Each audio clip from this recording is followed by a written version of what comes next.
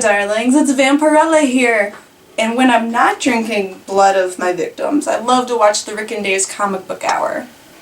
Hello everybody, welcome to Rick and Dave's Comic Book Hour. I'm Rick. I'm Dave. And this issue we will be discussing a new title called Captain Midnight. And it's from Dark Horse? Yes, this is Dark Horse is starting to reboot some of their, get a hold of some superhero titles, and so this is one of the first ones they're doing. They're also doing one called X, and that character used to be out years ago. I think I might have some old issues of that. But Captain Midnight is from the 1940s. So the story starts off in 1942 and goes from there. So what do you think of it? Well, it starts in 1942 and then it ends up in the future. It goes to the future where... ends up in a more of a present day. Yeah, the present, not present day. Well, his future, I guess. Yeah, 80 years into his future, but... Yeah, and so they kind of... So they're chasing him down, the federal government. And so, but what I thought about it was that it was a good read. Yeah. I think if you have extra room in your pull list, that you should give it a try. Yeah. It's not something I drop. I don't think it's something. If you have the book you think it's sucking and you want to replace it, it's a good replacement. Yeah. It's a good replacement title. As he double through that. Yes. Yeah. It's $2.99, so it's not. It's a little bit cheaper than some of the other ones. The artwork is pretty good. Let's see. The artist is a Fernando Dagnino. Yep. And it's written by Joshua Williamson. So I don't know. But you know the art. Yeah, the art was not bad. I mean, he was consistent. And the coloring was decent too. I like the coloring in the book. The coloring in the book's pretty good. Here's a spread of that, a couple pages. So. And it seems like the villain is a immortal Nazi called Fury Shark, a female. Oh yeah. And she hasn't aged since World War II, and she's like a major businesswoman. Yeah, she's just tall blonde. And really evil. Yep. So she's got something going on here and send some bad guys after him. They find one of his old hideouts and stuff that try to reestablish, get his things going here.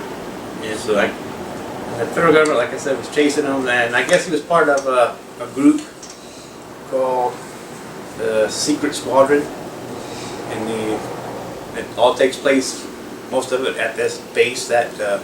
It's all torn, it's old now, but yeah, it used to be one of the secret squadron's secret hideouts, I guess. Yeah. So it's pretty good. The woman that was with him during World War II, sends her daughter to go look for him because she's too old, of course, now to go running around. Granddaughter. Her granddaughter. Oh, her granddaughter. Yeah, it was her granddaughter. That's how. I guess so because it'll be 80 years later. 80 years later, yeah. So the granddaughter is actually, and she doesn't really believe that Captain Midnight existed until she met him, and then of course after the friction she meets up with her ex-husband who's part of the other team, the federal government team, chasing him down, and they have a little conflict there. So that was pretty cool. Yeah. So it's a fun issue if it's only $2.99. So I think I'm gonna get this instead of Green Hornet. That one's being canceled. I'm not gonna get the Mark Waid one. I don't care for it as much as the previous one. So. Anyway, so this is probably going to be I like these nostalgic heroes from the 40s where they try to bring them back and kind of give them a modern take and whatnot, and I think this one's a pretty good one. At least the start is so far, so we'll check in a couple issues into it and see if it stays that way. We'll do that. But, next. So what's next, Gary? Next.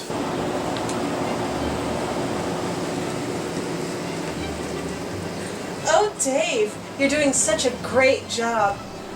But the only thing is that I don't have any money. So, is there any other way that I could repay you? Yes, there is. Oh, really? Go ahead and pick one up, and then you put it in the bag. But be careful so you don't bend the corners or anything.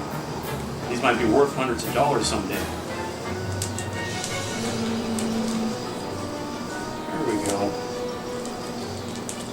Now you only have 200 more to do after these.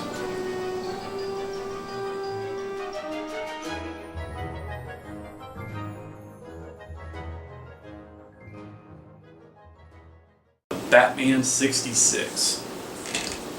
And that's 1966 version of Batman. From the TV series. From TV series. So if you like the 1960s Batman series, you gotta pick this up. This is just pretty cool. I mean, it's got all the pals and goofiness and It's got all the nuances of the show. Nuances, yeah. It's written just. I mean, it's almost like reading an episode of Batman from back then, and he takes on the Riddler in some of this, and the art's kind of neat. It kind of gives a 60s feel to it. Yes. And I mean, the costumes very 60s, and oops, sorry, drop your book. And the dialogue is right from the TV show. Yeah, too. it's just as goofy as the. There's some good lines that Batman tells Robin that comes right out of the Goofy TV series. He told something. I can't remember. There's a key line in there where he just. Oh yeah. But the Catwoman shows up in it too, so very well drawn Catwoman. Oh, here she is. Oh yeah, you gotta. Yeah. She's concerned about her club because it just opened and they're destroying it. Yeah, so a big battle takes place in Catwoman's nightclub and kind of trashes stuff and gets things messed up. But it's a fun read. So if you want something different, it's probably one of the better Batman books I've read in a while. So yeah, I mean, I recommend that you buy it. Yeah. No, I recommend it. Yeah, this one's a $3.99 book. So. New stories inspired by the classic TV series, written by Jeff Parker and drawn by Jonathan Case. Two guys can actually pronounce their names. All right, so we give I that know a thumbs up. if you've seen it on your stand and didn't know if you wanted to buy it or not, I say you just pick it up and just go with it. Yeah, give it a whirl. You know, if you got extra $4 in your pocket. $4 in your pocket. If it's a choice between Batman and a burrito, I'd go with the Batman, so, you know. But anyway, we enjoyed the book, and So those are two books that we recommend, and we'll talk to you later. all right, thanks for watching. Goodbye.